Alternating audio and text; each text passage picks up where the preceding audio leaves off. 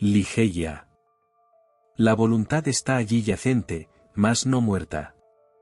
¿Quién conoce los misterios de la voluntad, en todo su poder? Porque Dios es solamente una inmensa voluntad dominando todas las cosas por virtud de su intensidad. El hombre no es vencido por los ángeles, ni siquiera por la muerte completamente, sino en razón de la flaqueza de su frágil voluntad. Joseph Glanville. No podría, por mi ánima, recordar cómo, cuándo, ni dónde exactamente conocí a Lady Ligeia. Han transcurrido muchos años desde entonces, y mi memoria se ha debilitado con los sufrimientos. O tal vez me es imposible rememorarlo ahora porque, en realidad, la personalidad de mi amada, su raro talento, el sereno y singular carácter de su belleza y la penetrante y avasalladora elocuencia de su voz velada y musical se abrieron paso hasta mi corazón en forma tan rápida y furtiva que, sin duda alguna, aquellos incidentes pasaron desapercibidos o ignorados. Creo, sin embargo, que la encontré por primera vez y más a menudo en alguna grande, antigua y decadente ciudad en las cercanías del Rin. Seguramente debo haberla oído hablar de su familia, y no cabe duda de que se remontaba a una gran antigüedad. ¿Ligeia? ¿Ligeia? Sumido en estudios de naturaleza tal que debilitan todas las impresiones del mundo exterior, solo esta dulce palabra Ligeia tiene el poder de hacer brotar ante mis ojos, por medio de la fantasía, la imagen de aquella que ya no existe. Y ahora, mientras escribo, me asalta la idea de que jamás llegué a saber el nombre de familia de la que fue mi amiga y mi prometida, y llegó a convertirse en la compañera de mis estudios, y más tarde en la esposa elegida de mi corazón. ¿Fue aquello una humorada de mi Ligeia? ¿Exigió acaso, como prueba de la intensidad de mi afecto, que no hiciera yo investigación alguna a este respecto? ¿O sería quizás un capricho mío, alguna extraña y romántica ofrenda en el altar de la más apasionada devoción? Apenas tengo la confusa reminiscencia del hecho en sí mismo. ¿Cómo puede maravillar que haya olvidado por completo las circunstancias que lo originaron? Realmente, si alguna vez el espíritu que se denomina romance, si la pálida Astophet, de alas de nebulosa, diosa del Egipto idólatra, presidió alguna vez, como aseguran, los matrimonios novelescos, indudablemente debió reinar en el mío. Hay, sin embargo, un tema predilecto de mi corazón en el que mi memoria jamás falla. Es la propia Ligeia. Era de alta estatura, algo cenceña y casi flaca en sus últimos días. Trataría en vano de describir la majestad, el apacible reposo de su continente y la incomparable ligereza y elasticidad de su marcha. Iba y volvía como una sombra. Nunca me daba cuenta de su entrada a mi cerrado estudio sino por la música amada de su voz, dulce y queda, cuando colocaba su marmórea mano sobre uno de mis hombros. Ninguna doncella igualó jamás la hermosura de su semblante. Era la irradiación de un sueño de opio, una aérea y espiritual visión, más extraordinariamente divina que todas las fantasías que poblaban los ensueños de las hijas de Delos. Sin embargo, sus facciones no se definían en el molde corriente que se nos ha enseñado falsamente a admirar en las clásicas obras del paganismo. No existe belleza exquisita, dice Bacon, Lord Verulam, hablando con sinceridad de las diferentes formas y caracteres de belleza, sin algo de extraordinario en sus proporciones. Así, aun cuando yo sabía que las facciones de Ligeia no eran de regularidad clásica, aun cuando podía percibir que su belleza era, en verdad, exquisita, y sentía mucho de extraordinario en ella, he procurado en vano descubrir en qué consistía la irregularidad y determinar mi percepción de lo extraordinario. Examinaba el contorno de la alta y pálida frente, era irreprochable, y cuán fría me parece esta palabra aplicada a su divina majestad. La piel rivalizando con el marfil más puro, la requerida amplitud y reposo, la encantadora prominencia cerca de las sienes, y luego, las trenzas color plumaje de cuervo, sedosas, abundantes y naturalmente rizadas, dignas del homérico epíteto de «jacintianas». Miraba las delicadas líneas de la nariz, y solo en los graciosos medallones hebreos he observado semejante perfección. Tenían la misma frescura de superficie, idéntica tendencia aquilina apenas perceptible, las mismas ventanillas de curva armoniosa que dicen de la elevación del espíritu. Contemplaba la dulce boca. Allí se fijaba, en verdad, el triunfo de todo lo divino, la soberbia curva del labio superior, la suave y voluptuosa indolencia del inferior, los hoyuelos que regocijaban y el color que hablaba, los dientes resplandeciendo detrás con brillantez casi asombrosa y reflejando rayos de luz inmaculada en su sonrisa serena y plácida, a la par que incomparablemente radiante y embriagadora entre todas las sonrisas. Observaba la forma de la barba, y encontraba también aquí la suave amplitud, la dulzura y majestad, la redondez y espiritualidad de los griegos, y el contorno que el dios Apolo reveló solo en sueños a Cleómenes, el hijo del ateniense. Y enseguida penetraba en los grandes ojos de Ligeia. No había modelos de ojos en la remota antigüedad. Puede ser también que en aquellos ojos de mi amada residiera el secreto a que alude Lord Verulam. Eran, según creo, mucho más grandes que los ojos ordinarios de nuestra raza. Eran también más redondos que los más redondos entre los ojos de gacela de la tribu de Nourjah. Sin embargo, solo a intervalos, en momentos de intensa excitación, se notaba esta peculiaridad en Ligeia. Y en aquellos momentos su belleza aparecía, quizá únicamente en mi exaltada fantasía, como la hermosura de seres ultraterrenales, como la hermosura fabulosa de las huríes de los turcos. Sus pupilas eran del negro más luciente, y lejos, en contorno, se rizaban las larguísimas pestañas de azabache. Las cejas, de dibujo ligeramente irregular, eran de igual color. Lo que encontraba yo de extraordinario, en los ojos de Ligeia consistía, sin embargo, en algo de naturaleza diferente de la forma, el color o la brillantez, algo que, después de todo, me veo obligado a referir a la expresión. Palabra sin significado, tras de cuya vasta amplitud de sonido atrincheramos nuestra ignorancia de lo espiritual. La expresión de los ojos de Ligeia. Cuánto he meditado acerca de esto durante horas enteras. Cuánto he luchado por evocarla en el transcurso de toda una noche de verano. ¿Qué era aquello más profundo que el manantial de Demócrito, aquello que había lejos, muy lejos dentro de las pupilas de mi adorada? ¿Qué era aquello? Estaba poseído de la pasión de escudriñarlo. Aquellos ojos.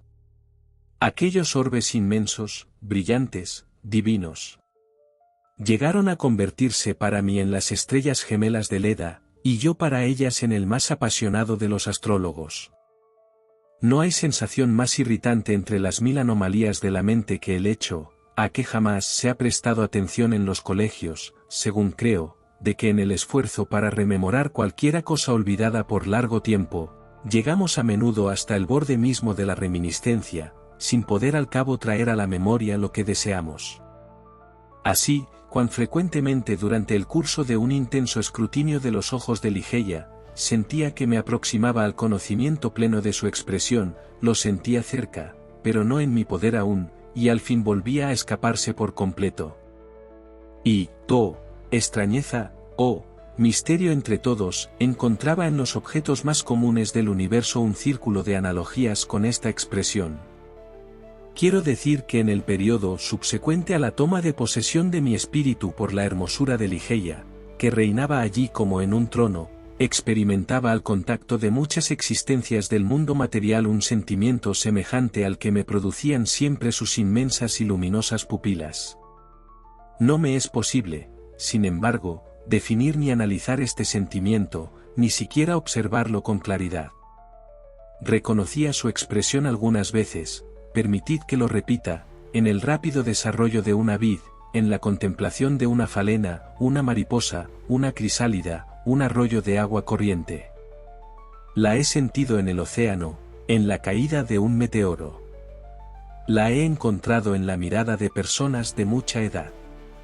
Y hay en los cielos una o dos estrellas, una especialmente, de sexta magnitud, doble y cambiante, que se encuentra cerca de la estrella mayor de Lira, en la cual, en medio de un examen telescópico, me di cuenta también de este sentimiento.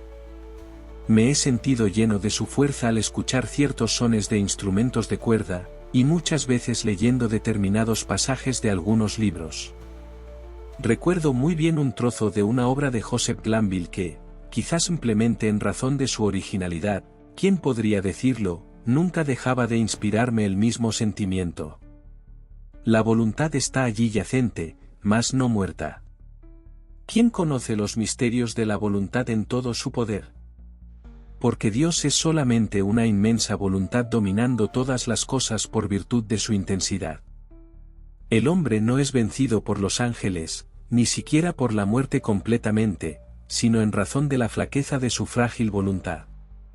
Un lapso de varios años y la reflexión consiguiente me han permitido trazar una remota relación entre este pasaje del moralista inglés y una faz del carácter de Ligeia. Cierta intensidad de pensamiento, acción o palabras era quizá en ella el resultado, o el indicio por lo menos, de aquella enorme fuerza de voluntad que durante nuestras largas relaciones no encontró oportunidad de demostrar su existencia de manera más palpable. Entre todas las mujeres que he conocido, ella, la exteriormente tranquila, la siempre plácida Ligeia, era presa con mayor violencia de los buitres tumultuosos de la pasión devoradora. Y solo podía yo formarme idea del alcance de aquella pasión por la milagrosa dilatación de sus ojos que a la vez me deleitaba y amedrentaba, por la mágica melodía, modulación, claridad y dulzura de su voz, muy queda, y por la apasionada energía de las ardientes palabras que pronunciaba, doblemente conmovedoras por el contraste con su manera de proferirlas. He hablado de los conocimientos de Ligeia, eran inmensos, como jamás pudiera imaginarlos en ninguna mujer. Era profundamente instruida en los idiomas clásicos, y nunca la sorprendí en falta en los modernos lenguajes de Europa, hasta donde mis conocimientos alcanzaban. A decir verdad, ¿se equivocó alguna vez Ligeia aun en los temas más admirados, por cuanto más abstrusos, de la jactanciosa erudición académica? Cuán maravillosa, cuán extraordinariamente se ha definido para mí este lado de su naturaleza, tan solo en los últimos tiempos.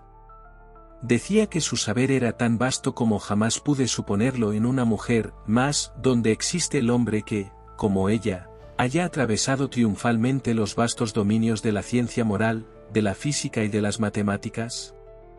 Yo no comprendía entonces lo que ahora percibo con toda claridad, que los conocimientos de Ligeia eran gigantescos, asombrosos. Sin embargo, sabía bastante de su supremacía moral para renunciar a mi propio criterio con infantil confianza y dejarme guiar por ella en el caótico mundo de las investigaciones metafísicas en que me ocupaba con gran interés durante los primeros años de nuestro matrimonio.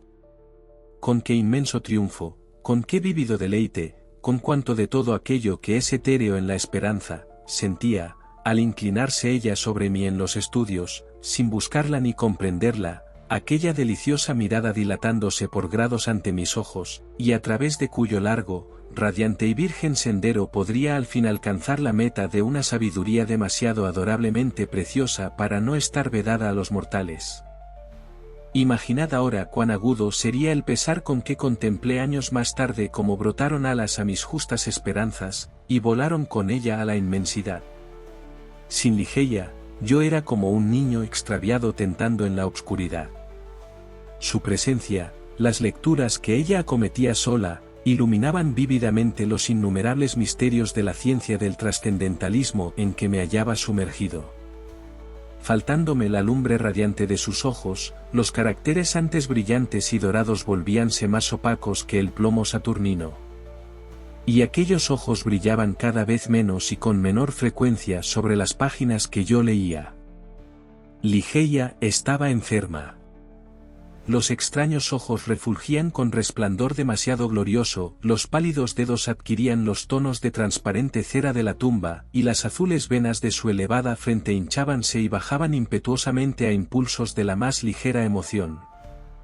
Veía que la muerte se acercaba, y luché desesperadamente con el inflexible Azrael. Y, con gran estupor de mi parte, noté que la lucha de mi apasionada esposa era aún más enérgica que la mía.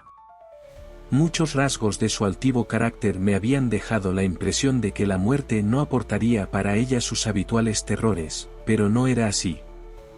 Las palabras son impotentes para dar idea exacta de la fortaleza y tesón con que contendió a brazo partido con las sombras. Yo gemía de angustia al contemplar este espectáculo. Hubiera querido suavizar su fin, hubiera querido razonar, pero, en la intensidad de su ardiente anhelo de vivir, solamente vivir, ensayar cualquier solaz o razonamiento habría sido la locura más estupenda. Sin embargo, solo en el último momento, entre las congojas convulsivas de su elevado espíritu, se conmovió la placidez exterior de su continente. Su voz hizóse más y más débil, más y más velada, pero no quisiera recordar el extraño significado de aquellas palabras tan quedamente pronunciadas.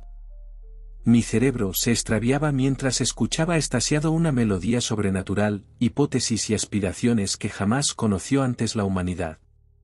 No podía dudar de que Ligeia me amaba, y era fácil comprender que en un corazón como el suyo el amor debía reinar con pasión extraordinaria. Pero solo en su muerte me impresionó plenamente la fuerza de su sentimiento.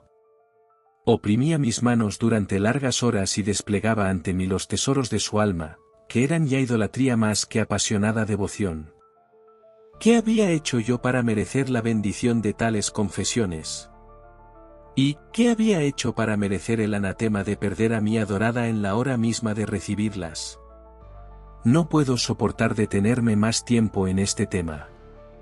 Séame permitido decir tan solo que, en el abandono tan femenino de Ligeia en su amor, ay de mí, tan poco merecido, tan liberalmente ofrendado, comprendí al fin la razón de su ardiente y salvaje anhelo por aquella vida que ahora se le escapaba con tanta rapidez. Esta violenta aspiración, este extraordinario deseo de vivir, solamente vivir, es lo que me encuentro incapaz de describir, no tengo frases suficientes para expresarlo. A las 12 de la noche en que Ligeia desapareció, llamándome perentoriamente a su lado con la cabeza, me pidió que recitara ciertos versos compuestos por ella misma no hacía muchos días. Obedecí. Los versos eran como sigue. He aquí finalmente una noche de gala. Después de los recientes años desolados. Un tropel de ángeles, envueltos en velos, ahogados en llanto, acude al teatro para ver un drama de esperanza y miedo. Mientras suspira la orquesta, la música infinita del espacio.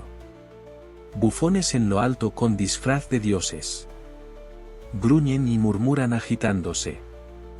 En continuo y veloz revoloteo. Son solo títeres movidos por seres poderosos e informes, que cambian a su antojo el escenario y hacen brotar al golpe de sus alas de cóndor. Invisible dolor. Oh, el drama abigarrado. Estad seguros de que no lo olvidaréis. Con su fantasma siempre perseguido por una muchedumbre que jamás lo alcanza, siguiendo el mismo eterno círculo que conduce al punto de partida. Un drama de locuras y maldades, y que tiene al horror por desenlace.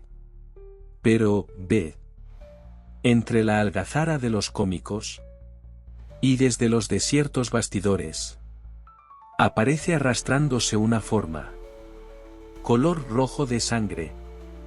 La forma se retuerce devorando a los bufones, que padecen angustias espantosas. Y los querubes lloran ante el monstruo que se goza en sangre humana. Apáganse las luces. El drama ha concluido. Sobre las temblorosas formas de la escena, con rapidez igual que una borrasca, cae el telón, un paño funerario. Y los espíritus tristes y dolientes, al levantar el vuelo, recuerdan que aquel drama trágico es el hombre, y su héroe se llama Gusano, el vencedor. Oh, Dios mío, sollozó a medias Ligeia, alzándose y levantando los brazos a lo alto con movimiento espasmódico, al terminar yo estas líneas. Oh, Dios. Oh, Padre Divino. ¿Deberán estas cosas suceder así? ¿Nunca ha de ser vencido este vencedor? ¿No somos carne y hueso de ti mismo? ¿Quién conoce los misterios de la voluntad en todo su poder? El hombre no es vencido por los ángeles, ni siquiera por la muerte completamente, sino en razón de la flaqueza de su frágil voluntad. Entonces, exhausta por la emoción, dejó caer los blancos brazos, y se dirigió solemnemente hacia su lecho de muerte. Y cuando lanzaba sus últimos suspiros brotó, mezclado con ellos, un murmullo de sus labios. Inclinando mis oídos hasta su boca, distinguí nuevamente las palabras finales del pasaje de Glanville. El hombre no es vencido por los ángeles, ni siquiera por la muerte completamente, sino en razón de la flaqueza de su frágil voluntad. Murió, y yo, deshecho hasta el polvo por el pesar, no pude soportar más tiempo el desolado aislamiento de mi morada en la triste y decadente ciudad de los alrededores del Rin. No carecía de lo que el mundo denomina riquezas. Ligeia me había traído más, mucho más, de lo que representa el ordinario lote de los mortales. Por consiguiente, después de algunos meses de viajes fatigosos y sin objeto, compré e hice reparar una abadía, que no nombraré, en uno de los más agrestes y menos frecuentados parajes de la bella Inglaterra.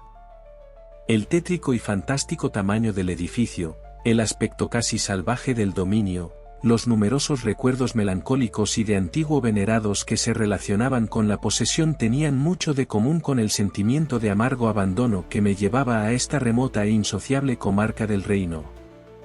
Sin embargo, aun cuando el exterior de la abadía, con su marchito verdor colgando por todas partes, sufrió pequeña alteración, me complací, con una especie de perversidad infantil, y tal vez con la débil esperanza de aliviar mis pesares, en desplegar en el interior una magnificencia casi regia.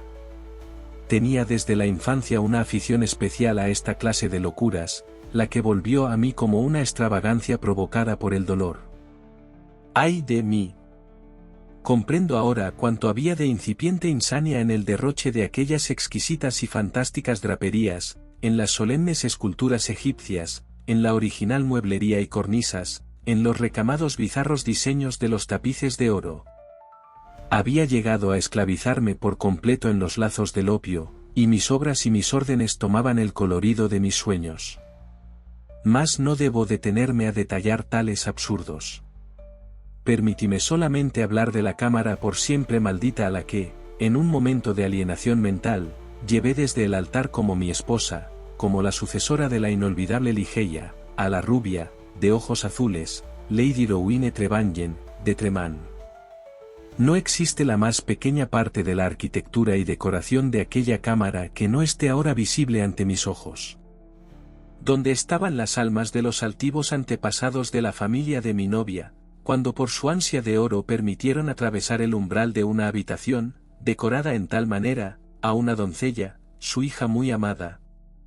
He dicho que recuerdo minuciosamente los detalles de aquella cámara, aunque olvido en forma deplorable los asuntos de mayor entidad, a pesar de que no había estilo especial ni conexión alguna en su caprichoso arreglo, que pudiera contribuir a que se conserve en la memoria. La habitación, situada en una alta torrecilla del castillo de la abadía, era de forma pentagonal y de gran tamaño. Ocupando todo el frente sur del pentágono, había una ventana única, una lámina inmensa de cristal pulido de Venecia, un solo trozo de vidrio plomizo, de manera que los rayos del sol o de la luna, al atravesarla, arrojaban un resplandor fantástico sobre los objetos del interior. En la parte superior de esta enorme ventana extendía su tejido una antigua vid que colgaba de los macizos muros del torreón. El techo, de tétrico roble, era excesivamente alto, abovedado y primorosamente esculpido con los tipos más extravagantes y grotescos de un estilo mitad gótico, mitad druídico. Del dibujo central de esta sombría cúpula pendía, de una cadena de oro de largos eslabones, un inmenso incensario del mismo metal, de modelo sarraceno, y con muchas perforaciones combinadas en tal forma que oscilaba dentro y fuera de ellas, como dotada de serpentina vitalidad, una continua sucesión de fuegos de colores. Divanes orientales y candelabros dorados veíanse por varios lados, y había también un lecho, el lecho nupcial, de sólido ébano esculpido, ejemplar indio, muy bajo, y con un dosel semejando una urna funeraria. En cada uno de los ángulos del cuarto se levantaba un gigantesco sarcófago de negro granito, extraído de las tumbas de los reyes frente a Luxor, y con su antigua cubierta exornada de esculturas de tiempo inmemorial. Pero en la tapicería de la cámara, sobre todo, se mostraba, ay de mí, la fantasía capital de todo aquello. Los elevados muros, de altura gigantesca y casi desproporcionada, estaban revestidos de arriba abajo en amplios pliegues de una tapicería pesada y casi sólida, del mismo tejido que descollaba como alfombra en el pavimento, como cubierta en los divanes y en el lecho de ébano, como drapería en el dosel y como magníficas volutas en las cortinas que cubrían parcialmente la ventana. El tejido era de la más rica tela de oro. Estaba salpicado por todas partes, a intervalos irregulares, de arabescos de un pie de diámetro, laborados sobre la tela en dibujos del más puro negro de azabache. Pero aquellas figuras ostentaban su verdadero estilo arabesco solamente cuando se las contemplaba desde cierta línea visual. Por una disposición bastante generalizada ahora, pero que se remonta a un periodo de gran antigüedad, se las había dotado de aspecto cambiante. Para el que entraba en la habitación tenían simplemente la apariencia de monstruosidades, pero, al avanzar un poco más, su forma cambiaba gradualmente, y paso a paso, al dar la vuelta en la cámara, veíase rodeado el visitante de una sucesión interminable de los horrendos fantasmas que pueblan las supersticiones normandas, o que toman cuerpo en los ensueños infernales de los monjes. El efecto fantástico se acrecentaba con la introducción de una corriente de aire artificial detrás de las draperías, que prestaba al conjunto lúgubre e inquietadora animación. En salones semejantes, en cámara nupcial como la que acabo de describir, pasé con la castellana de Tremán las impías horas del primer mes de matrimonio, horas que transcurrieron sin mayores perturbaciones. No pude dejar de apercibirme, sin embargo, de que mi mujer temía los fieros impulsos de mi carácter, que me amaba poco, y trataba de esquivarme, pero esto me produjo más bien placer que cualquier otro sentimiento. La detestaba con odio demoníaco más que humano. Mi memoria retrocedía, con cuanta intensidad de pesar, a Ligeia, la bien amada, la augusta, la bella, la desaparecida. Gozaba con las reminiscencias de su pureza, su erudición, su elevación de espíritu, su naturaleza etérea, su apasionado e idolátrico amor. Y entonces ardía mi espíritu plena y libremente con fuego mayor aún que el que a ella la consumía. En la exaltación de mis sueños de opio, porque habitualmente estaba sumido en los efectos de esta substancia, llamábala en voz alta por su nombre en el silencio de la noche, o en los lugares más recónditos del valle durante el día, como si por medio de mi salvaje anhelo, de la pasión solemne, del ardor nostálgico que me consumía por la muerta, pudiera yo volverla a la senda que había abandonado sobre la tierra. ¿Era posible que esto fuera para siempre? Al iniciarse el segundo mes de matrimonio, Lady Rowena se sintió atacada de repentino malestar, del cual se recobraba con lentitud. La fiebre que la consumía hacía sus noches intranquilas, y en su inconsciente estado de media vigilia, hablaba de ruidos, de movimientos dentro y alrededor de la cámara de la torrecilla, lo cual deduje yo que no tenía otro origen que el desarreglo de su mente o quizá la influencia fantasmagórica de la misma habitación. Al fin entró en convalescencia, luego se restableció por completo. Pero, apenas hubo transcurrido un breve periodo, un nuevo acceso, más violento que el primero, la arrojó de nuevo en el lecho del dolor, y de este segundo ataque nunca llegó a recobrarse su constitución, débil en todo tiempo. Su enfermedad asumió desde entonces caracteres alarmantes y la más severa persistencia, desafiando la ciencia y los desvelos de los médicos. Con la exacerbación del malestar crónico que la aquejaba, y que aparentemente había dominado su naturaleza hasta el punto de que era imposible combatirlo con medios humanos, observé también una exacerbación análoga en la irritación nerviosa de su temperamento, y en su excitabilidad por causas triviales de temor. Habló de nuevo, ahora más a menudo y con mayor insistencia, de ruidos, ligeros ruidos, y del movimiento inusitado de las draperías, a que había aludido anteriormente. Una noche, a fines de septiembre, propuso a mi atención este angustioso tema con más énfasis aún de lo acostumbrado. Acababa de despertar de un sueño agitado, durante el cual estuve espiando, con sentimiento mezcla de ansiedad y de temor, los efectos que se retrataban en su adelgazado semblante.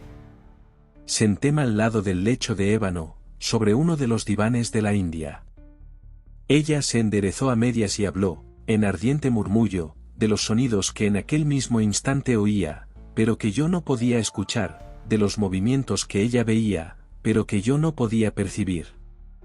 El aire soplaba fuertemente detrás de las draperías y quise demostrarle algo que, dejadme confesarlo, yo mismo no creía por completo, que aquellos suspiros inarticulados y aquellas suaves variaciones de las figuras sobre el muro no eran sino los efectos naturales y ordinarios de las ráfagas de aire. Pero una palidez mortal, extendiéndose sobre su rostro, vino a probarme que eran infructuosos mis esfuerzos para tranquilizarla.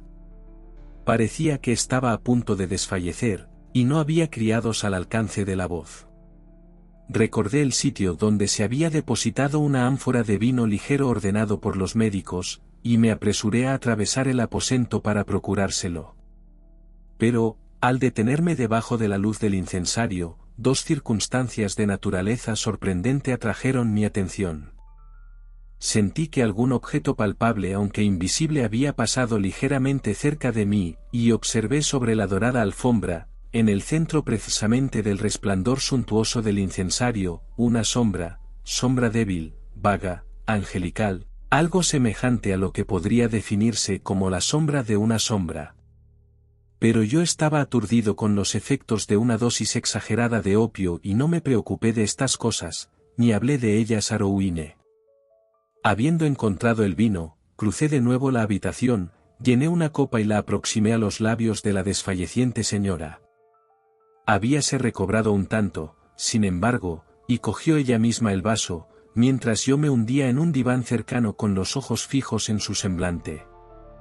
En este momento oí distintamente un paso ligero sobre la alfombra y cerca del lecho, y un segundo después, en el acto en que Rowena levantaba la copa hasta sus labios, quizá soñé que vi caer dentro del recipiente, como de algún surtidor invisible en la atmósfera del cuarto, 3 o 4 grandes gotas de un líquido brillante color de rubí. Si yo vi esto, no lo vio Rowena.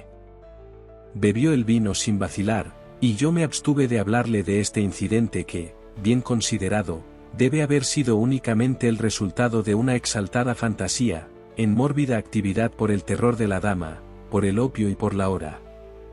Pero no pudo escapar a mi propia percepción el hecho de que, inmediatamente después de la absorción de las gotas color de rubí, sufrió un rápido acrecentamiento el malestar de mi mujer, a tal punto que, 3 noches más tarde, las manos de sus camareras la preparaban para la tumba, y a la cuarta, me encontré solo con su amortajado cadáver, sentado en aquella cámara fantástica que la recibió como mi esposa.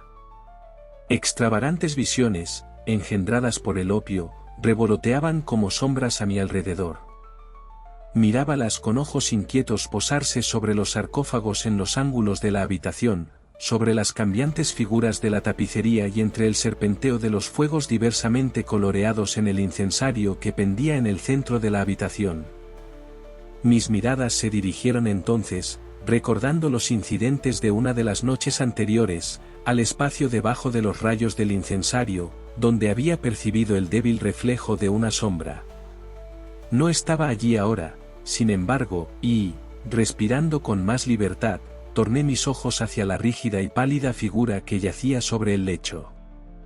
Entonces se apoderaron de mi mente millares de remembranzas de Ligeia, y sentí en el alma, con la violencia tumultuosa de una inundación, todo el agudo e intolerable dolor con que la había visto a ella así amortajada.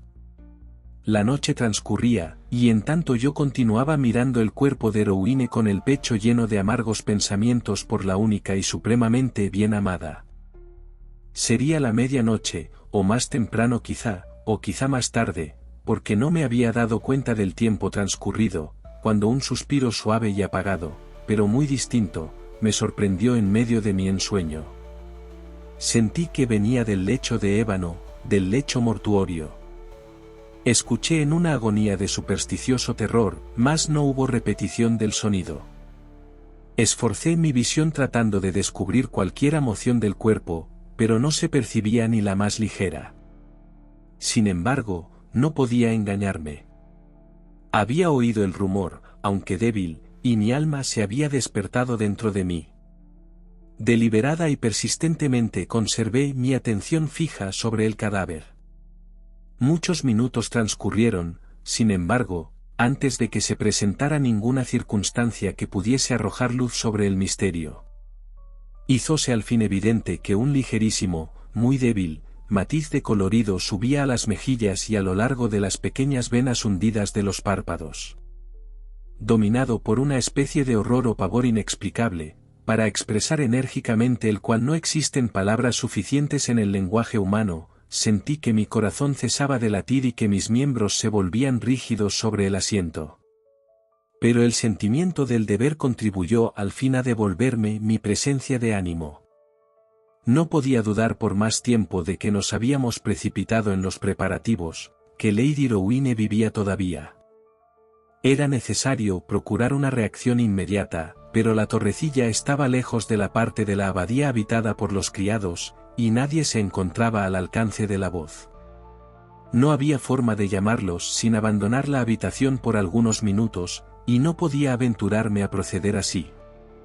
De consiguiente, luché solo en mis esfuerzos para atraer el espíritu todavía en suspenso.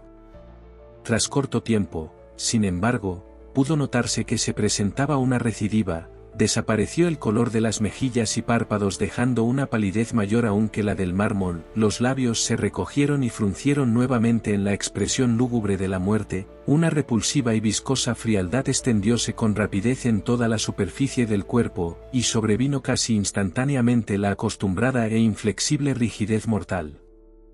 Me dejé caer estremeciéndome en el diván del cual me había lanzado tan súbitamente, y me entregué de nuevo a la apasionada vigilia de los recuerdos de Ligeia. Una hora transcurrió de esta manera cuando, sería posible, oí por segunda vez un vago rumor que partía del lado del lecho. Escuché con horror extremado. El sonido dejóse oír de nuevo, era un suspiro. Me precipité sobre el cuerpo, y vi distintamente un temblor de los labios. Un minuto después abriéronse descubriendo una hilera de perlados dientes. La admiración luchaba ahora en mi pecho con el terror que antes reinaba como soberano. Sentí que mi vista se obscurecía, que la razón se me escapaba, y debido solo a un violento esfuerzo pude al fin reconquistar el dominio de mis nervios para emprender la tarea que el deber me señalaba. Mostrábase ahora una especie de brillo parcial sobre la frente, las mejillas y la garganta, un calor perceptible se apoderaba del cuerpo, y dejábase sentir a sí mismo un ligero latido del corazón. La dama vivía, y con ardor redoblado me dediqué a la labor de resucitarla. Golpeé y humedecí sus sienes y sus manos, e hice uso de todos los medios que la experiencia y mis frecuentes lecturas sobre medicina pudieron sugerirme. Pero en vano. Súbitamente el color se desvaneció, cesaron las pulsaciones, reasumieron los labios la expresión de la muerte, y un instante después el cuerpo tomó la helada viscosidad, el color lívido, la rigidez intensa, la depresión de las líneas y todas las horrendas peculiaridades del que hubiera sido durante varios días un huésped de la tumba. Y de nuevo me sumergí en las visiones de Ligeia, y otra vez, ¿qué puede maravillar el que tiemble mientras escribo? Otra vez llegó a mis oídos un suspiro desde el lecho de ébano. Mas, ¿por qué detallar minuciosamente los horrores indecibles de aquella noche? ¿Por qué detenerme a relatar cómo, una y otra vez, casi hasta el amanecer, repitióse este horrendo drama de la vuelta a la vida, como cada terrorífica recidiva era aparentemente seguida por una muerte más inflexible e irremediable, como cada agonía llevaba, al parecer, el sello de una lucha con algún enemigo invisible, y como cada lucha era seguida de un extraño cambio en la apariencia personal del cadáver? Dejadme llegar a la conclusión. La mayor parte de esta horrible noche había transcurrido en esta forma, y la que había estado muerta revivió una vez más, ahora con mayor fuerza que nunca, aunque se levantaba de disolución más pavorosa que todas las anteriores en su desesperanza al parecer irremediable. Yo había cesado hacía tiempo de moverme y de luchar y continuaba rígidamente sentado en el diván, presa desamparada de un torbellino de violentas emociones, de las cuales el extremado pavor era quizá la menos terrible, la menos devastadora. El cadáver, repito, conmovióse de nuevo y más vigorosamente que antes. Los matices de la vida brotaron con insólita energía en el semblante, los miembros se suavizaron, y, salvo que los párpados continuaban apretadamente unidos y que los vendajes y draperias funerarias prestaban todavía su sello de ultratumba a la figura, podía soñar que Rowena había escapado positivamente de las garras de la muerte. Pero si aún no hubiese admitido tal idea, era imposible dudarlo más largo tiempo al ver que, levantándose del lecho, vacilante, con débiles pasos, los ojos cerrados, y semejante a una persona en un acceso de somnambulismo, aquella cosa amortajada avanzó intrépida y palpablemente hasta el centro de la habitación. No temblé, no me moví, porque una multitud de fantasías inenarrables relacionadas con el aire, la estatura, el continente de la figura, se apoderó en tropel de mi cerebro, paralizándome y convirtiéndome en piedra. No me moví, pero contemplé la aparición. Había un desorden insensato en mis pensamientos, un tumulto imposible de aplacar. ¿Podía ser, en verdad, la viviente Rowena quien se encontraba frente a mí? ¿Podía absolutamente ser Rowena, la rubia, de ojos azules, Lady Rowena Trevanion, de Tremán?